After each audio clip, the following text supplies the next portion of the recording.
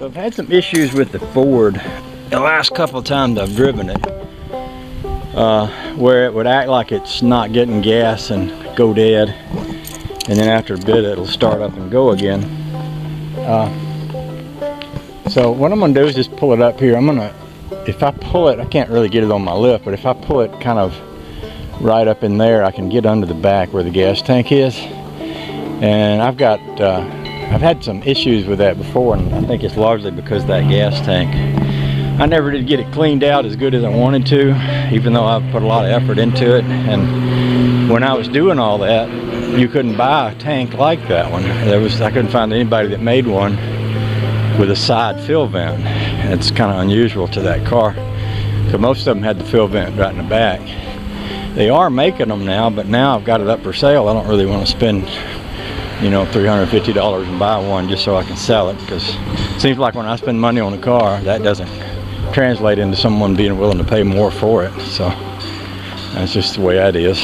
So anyway, I'm going to take it up here and I'm going to look at my filters. I put an electric fuel pump on that. I may attach a hose right at the carburetor and run it into a big can and start pumping fuel through there and see how long it takes to quit, or if it quits. And if it does, that'll give me a chance to kind of see if I can figure out why and where, what's causing it to stop up, and such as that. So mess with it a little bit, see if we can get that straightened out.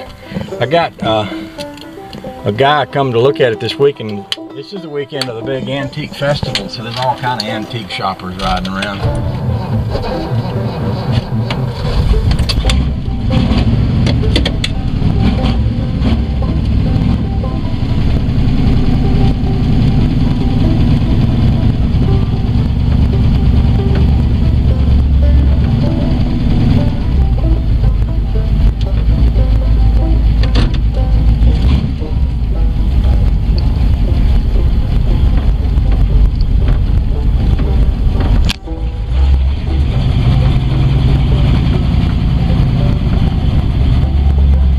One of the reasons I'm doing this is if I drip any gas out of that tank, I don't want it to drip on my asphalt too. So this kind of gets the nose up in the air a bit, and it gets the back end so that I can get underneath it.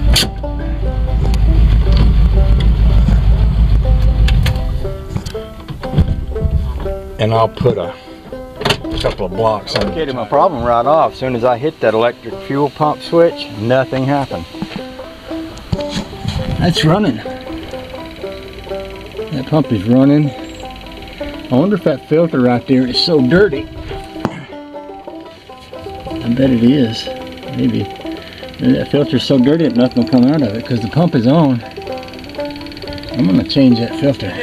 I had a kink in a fuel line. I took that fuel line off and replaced it with a heavier fuel line that won't kink. I straightened out the old fuel line, the metal part, a little bit, put a new filter on it, and I don't know, I got a feeling she's all set.